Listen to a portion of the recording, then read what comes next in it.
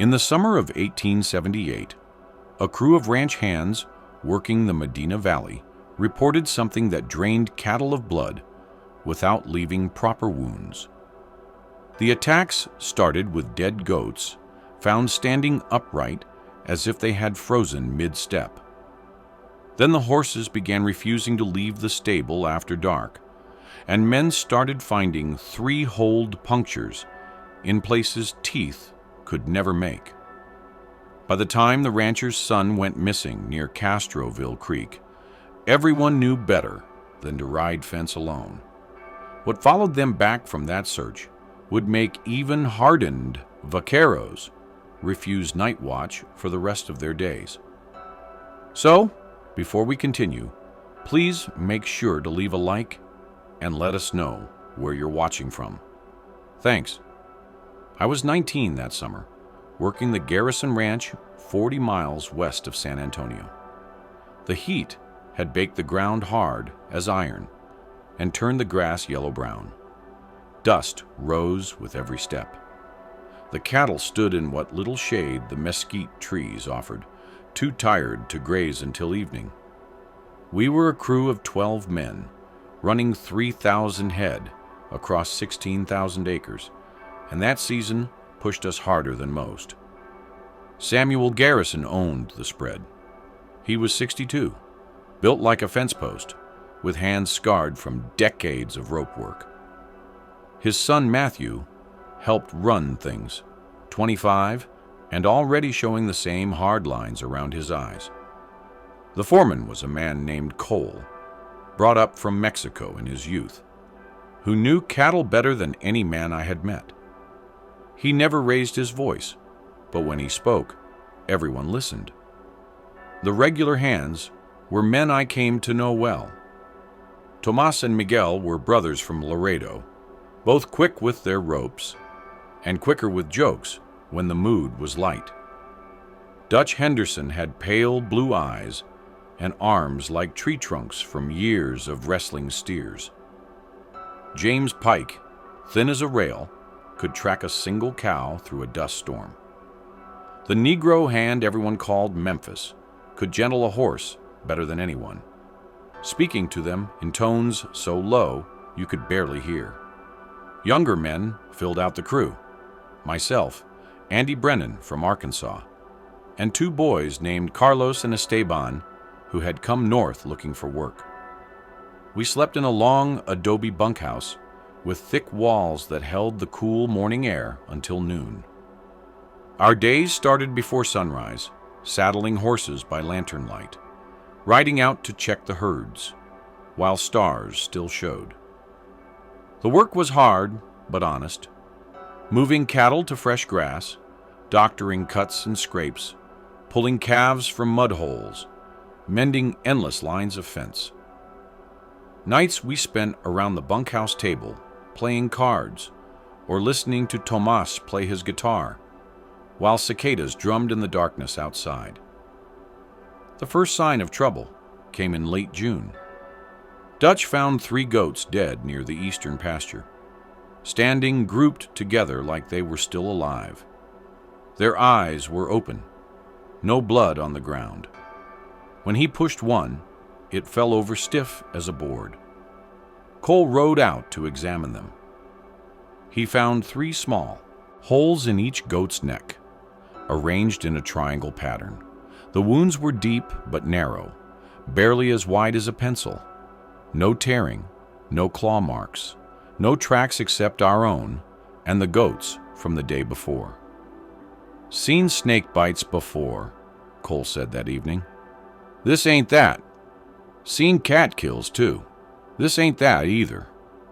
Memphis nodded slow. My grandmother down in Louisiana used to tell stories about things that fed on blood.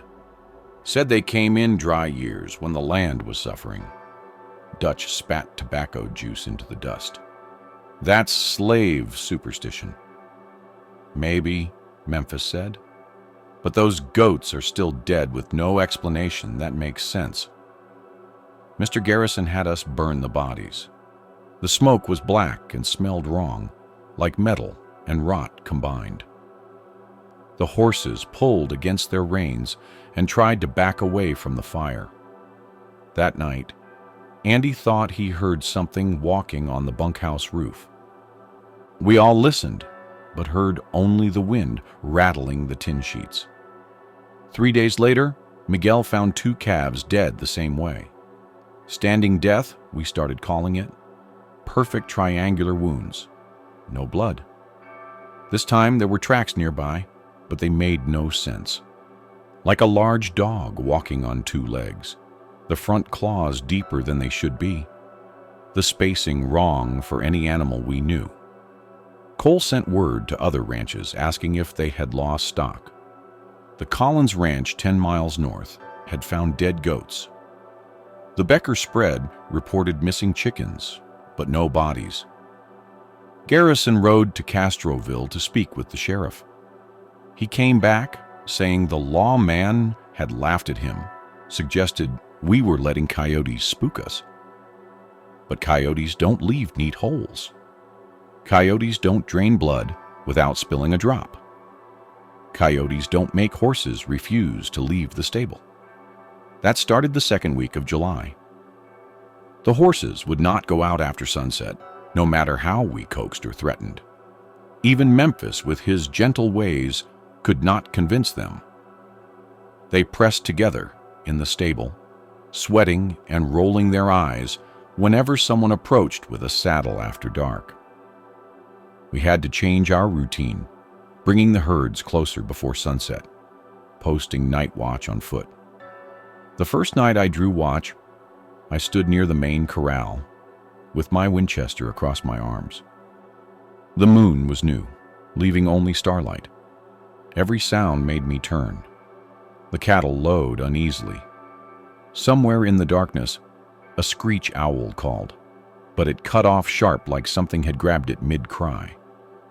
I walked the fence line, boots quiet on the hard dirt, trying to see past the yellow circle of my lantern light. Near midnight, I heard breathing that was not mine, low and wet, like a dog panting but deeper.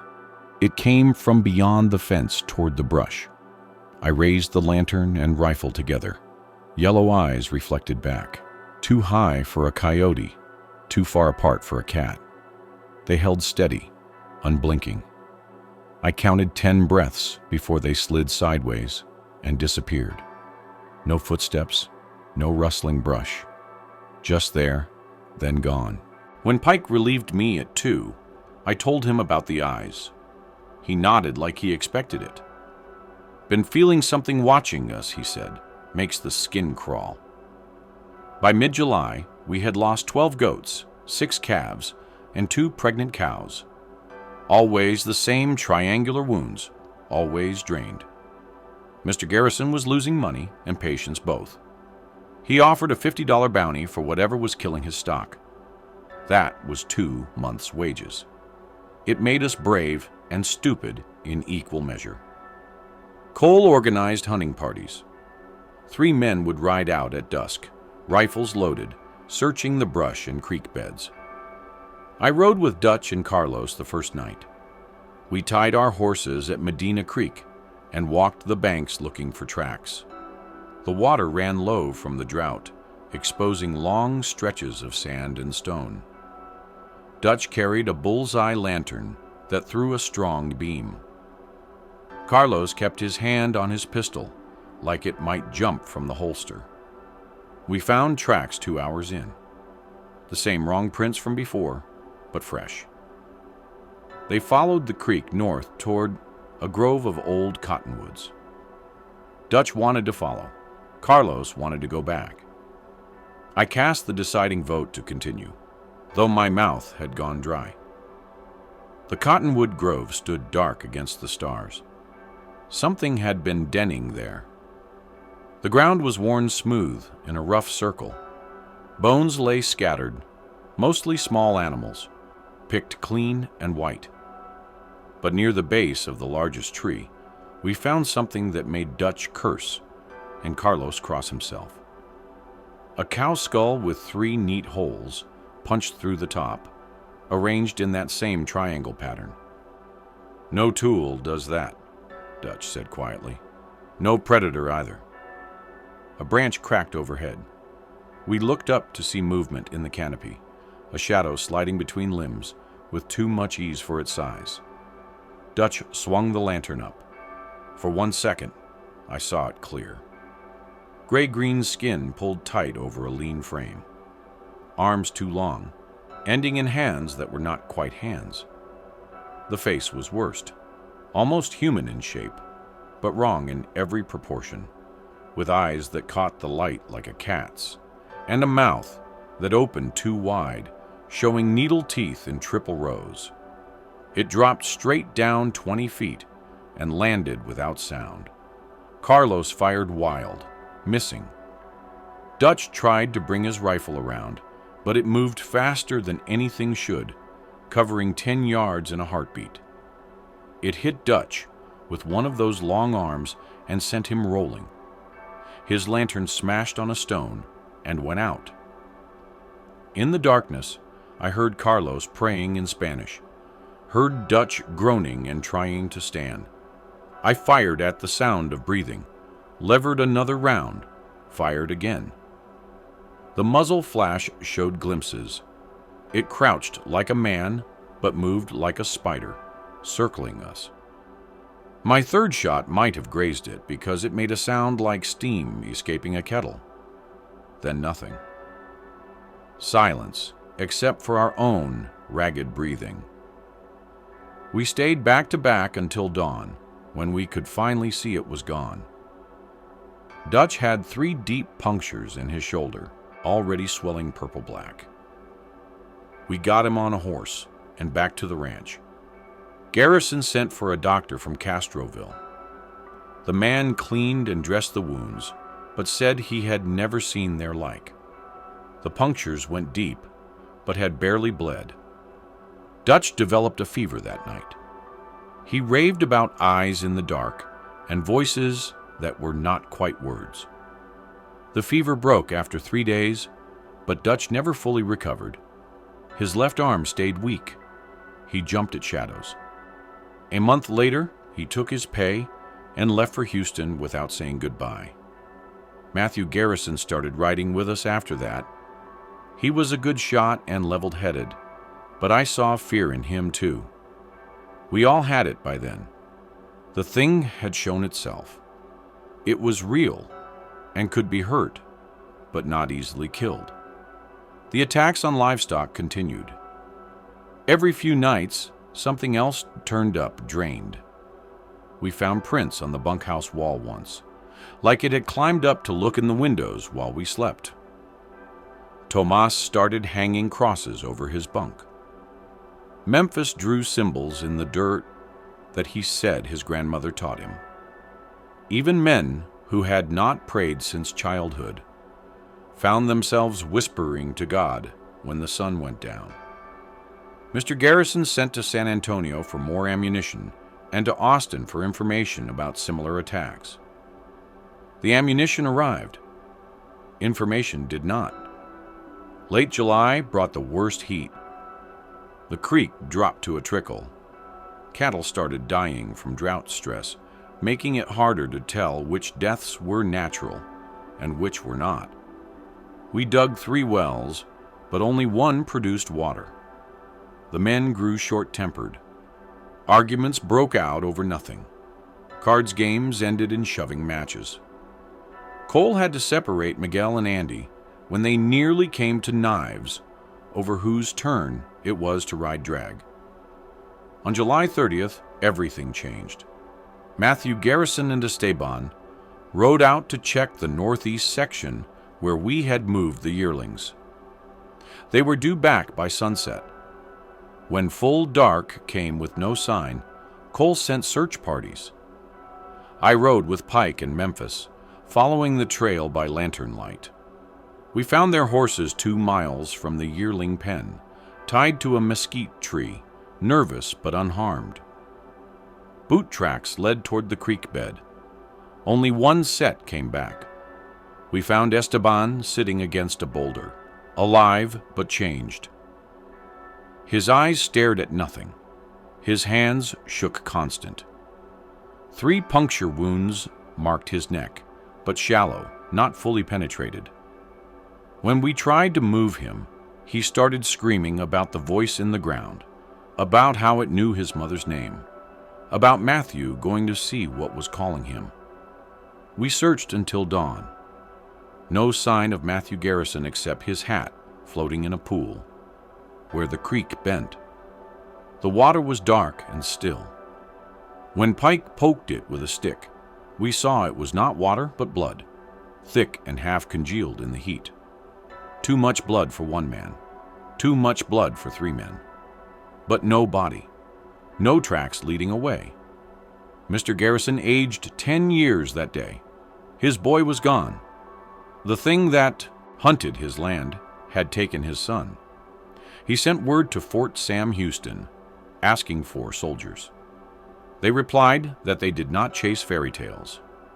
He offered $500 for anyone who would track and kill the creature. No one in Castroville or San Antonio would take the job once they heard the details. We pulled back, abandoning the outer sections of the ranch, moved all stock to the pastures closest to the main buildings. No one rode alone anymore. No one worked after dark. But it was not enough. The thing grew bolder. We found it had entered the smokehouse, taken preserved meat. It killed 2 dogs and left them hanging from the barn rafters. It walked the roof at night, scratching at the tin with those long claws. Carlos quit first, leaving in daylight without asking for his pay. Andy left 2 days later.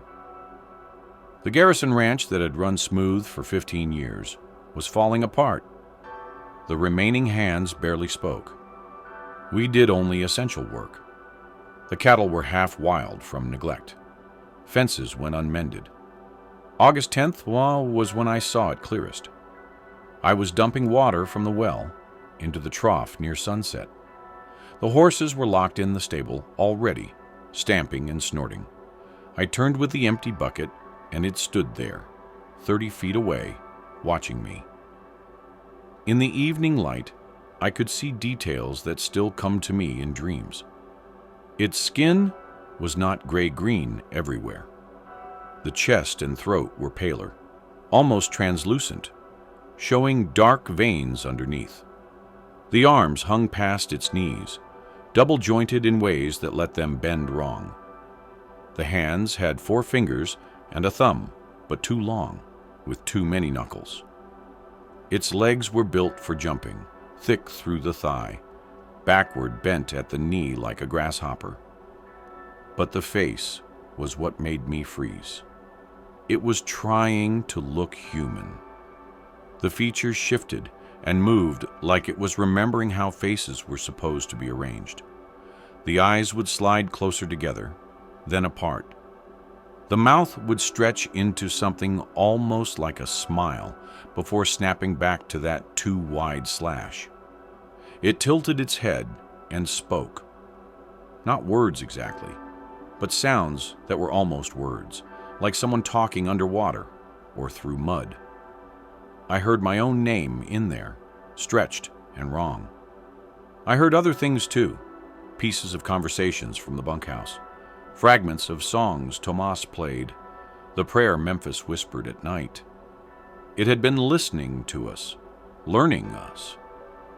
I dropped the bucket and backed toward the door, rifle too far away to reach. It took 1 step forward, then stopped. Its head turned toward the stable. The horses were going wild, kicking their stalls, screaming. That saved me. It wanted the horses more than me in that moment.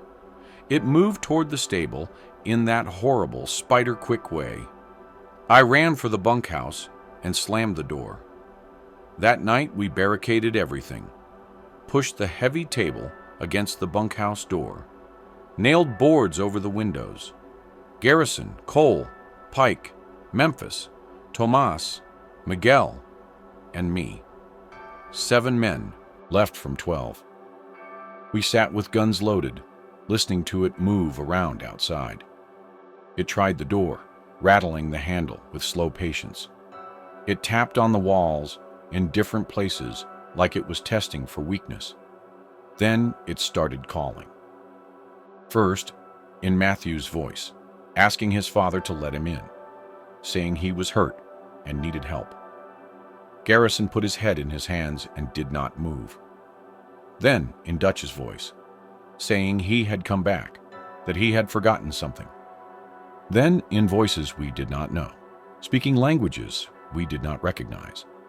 The horses screamed until their voices gave out. A cow bellowed once and went silent. Near dawn, everything stopped. We waited until full daylight to go outside. The stable doors stood open. 3 horses were missing. We found them 100 yards away, standing in a group, drained. The same triangular wounds, but something else too. Symbols scratched in the dirt around them, patterns that hurt to look at, like they were trying to mean something our minds could not accept. "We leave," Cole said. "All of us, now!" Garrison shook his head. "This is my land. My son is out there." "Your son is gone," Cole said, not cruel but firm. "This thing is getting stronger, learning more. We stay, we die." Pike agreed. "I've worked cattle 30 years, never ran from nothing. But this ain't natural. This is something else." We argued through the morning. Garrison refused to abandon his ranch. The rest of us refused to stay another night. Finally, Cole proposed a compromise. We would ride to Castroville, gather more men, come back with a proper hunting party. Numbers might make the difference. Garrison agreed only because he had no choice. He could not hold the ranch alone. We saddled the surviving horses at noon, loaded a pack mule with ammunition, and 3 days of food. The plan was to ride hard for Castroville, raise a posse, and return within the week. As we mounted up, Esteban spoke for the first time since we found him. He had been sitting silent in the corner of the bunkhouse, staring at nothing. "It's not done feeding," he said. His voice sounded raw. "It told me while it drank. It needs more before it can molt, before it can become what it's supposed to be." We left him there. He would not come, would not move from his corner. Garrison gave him a pistol and a week of food. I do not know if that was mercy or cruelty. The ride to Castroville should have taken 8 hours. It took 14. The horses fought us, trying to turn back, whinnying at things we could not see. Twice we saw dust clouds behind us, like something followed. We stopped only to water the horses, rifles ready, watching the brush.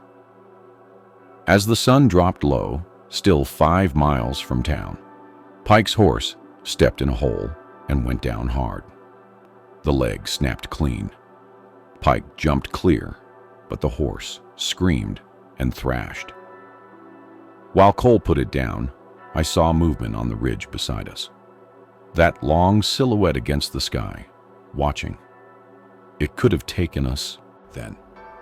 We were strung out, exhausted, half our horses ready to collapse. But it just watched. We walked the last miles, leading the horses, reaching Castroville after midnight. The sheriff would not see us until morning. When he did, when we told the story, he threatened to jail us for drunk and disorderly conduct. Only Garrison's name and money kept us free. The sheriff would not organize a posse for Mexican folklore and heat fever. The priest at the Spanish mission listened more carefully, but said only that evil took many forms, and faith was our protection.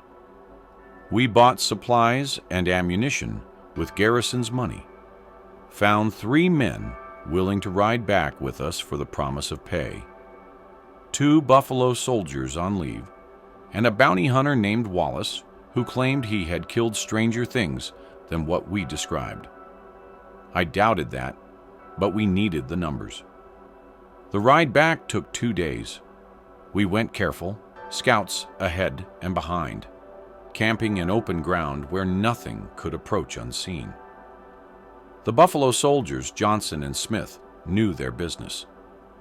They set a watch pattern that covered all angles. Wallace cleaned his guns obsessively and told stories about hunting Apache that might have been true. None of it made me feel safer. We smelled the ranch before we saw it. Death and smoke on the wind. The main house stood intact, but empty. The bunkhouse door hung off its hinges. Dark stains covered the porch that rain would never wash clean. We found Esteban in the corner where we left him. He had used the pistol, but not on himself. 6 shells fired into the walls around him. Claw marks covered every surface within arm's reach. He was drained like the others, but something else had happened too. The skin on his arms and chest showed patterns like burns, symbols that matched what we had seen, scratched in the dirt. Garrison walked through his house, calling Matthew's name, until Cole stopped him. The creature had been inside. Furniture overturned, pictures torn from walls, deep gouges in the wood. In Garrison's study, we found his ledgers shredded and arranged in a circle. In the center, Matthew's clothes lay folded neat, as if for church. "It's showing us it can think," Johnson said. "Can plan. This isn't just an animal." Wallace spat. "Everything dies if you shoot it enough." That night we made camp in the open, away from any buildings. Posted 4 guards. Built fires in a ring around us. Nothing came. But we heard it calling from different directions. Matthew's voice from the north, Dutch from the south, Esteban from the west, and from the east, a sound that was not voice at all, but something older, like wind through a cave that had never known light. At dawn, Garrison was gone. His bedroll lay empty. His boots sat neat beside it. No tracks, no blood, no sign of struggle. He had simply stopped being there. Cole found a note tucked in his boot, Garrison's writing, but shaky. "He says Matthew is alive. I choose to believe." We searched until noon. Found nothing. The Buffalo soldiers wanted to leave. Wallace wanted his money first. Cole stood at the ranch gate, looking at the land he had worked for 20 years. Finally, he said what we all knew. The ranch was lost. The thing had won. As we packed to leave for the last time, Memphis stopped suddenly. "Listen," he said. We heard horses. Many horses moving fast from the south. A dust cloud rose on the horizon. We prepared for a fight, not knowing if riders or something worse approached. It was the Texas Rangers. 8 of them, led by a captain named Ford, who had gray hair and scars on both hands. The sheriff in Castroville had finally decided we were not drunk after all. Too many other ranches reporting losses. Too many missing people. Ford listened to our story without expression, then sent 2 men to scout the property. They came back pale. They had found the yearling pen. 40 head of cattle stood in neat rows, all drained, all upright, arranged in a pattern that made a symbol visible only from above. In the center, they found pieces of something that was not quite skin and not quite hide, like a snake's shed but thicker, man-sized, still wet with fluids that burned when touched. "It molted," Pike said quietly, like Esteban said. "It became what it was supposed to be." Ford ordered us to burn everything. Every building, every carcass, every trace. We spent 2 days creating a fire break, then set the Garrison Ranch ablaze. The smoke was black and rose straight up in the still air. As the flames peaked, we heard screaming from inside the smoke. Not human, not animal. Something between. The Rangers escorted us back to Castroville, took our statements, told us firmly that what we had seen was a disease-maddened bear or pack of wild dogs. The official report would reflect that. They paid us our owed wages from Garrison's account and suggested we find work far from Medina County. I left Texas that month, went north to Kansas, then Colorado, worked cattle another 40 years, but never again in Texas. Pike went to California. Memphis disappeared entirely. The others scattered to wherever men go when they need to forget something. But forgetting proved impossible. I still dream about those backward bent legs and 2 long arms. I wake with the sound of my own name spoken in that underwater voice.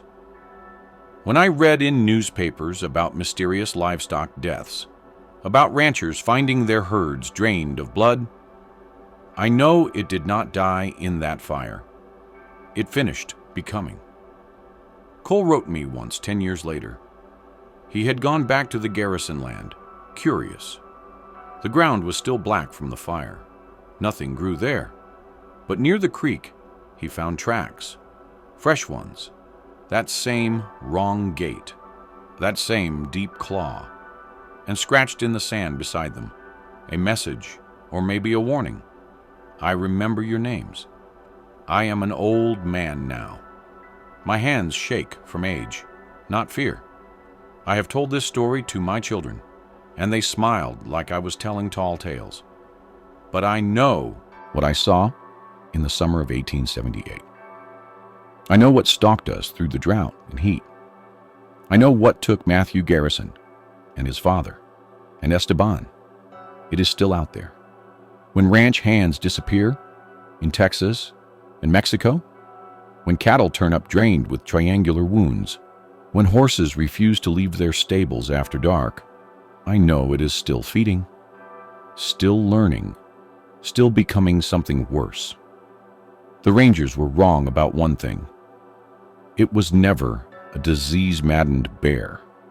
It was never wild dogs. It was something that should not exist but does. Something that walks on 2 legs when it wants to think, and 4 when it wants to hunt. Something that learns our voices and calls us by name in the dark. I will die soon. When I do, I hope they burn my body. I do not want to be in the ground where it might find me, where it might remember my name and call me up to walk beside it in whatever form it finally becomes. That is my only remaining fear. Not death, but what might come calling after. The Garrison Ranch was never rebuilt. The land stands empty to this day. Locals avoid it. They say on summer nights, when the heat makes the air shimmer, you can still hear voices calling from the brush. Matthew asking for his father. Garrison asking for his son. Esteban whispering about the patterns burned into his skin. They say, if you answer, if you speak even one word back, something will come out of the darkness to greet you. Something with too many joints and teeth in triple rows. Something that remembers the summer of 1878 and the men who tried to stop it feeding. I believe them. I was there. I saw what hunger looks like when it takes a shape that was never meant to be. And I know, with the certainty that comes from survival, that it is still out there, still hungry, still calling names in the Texas night.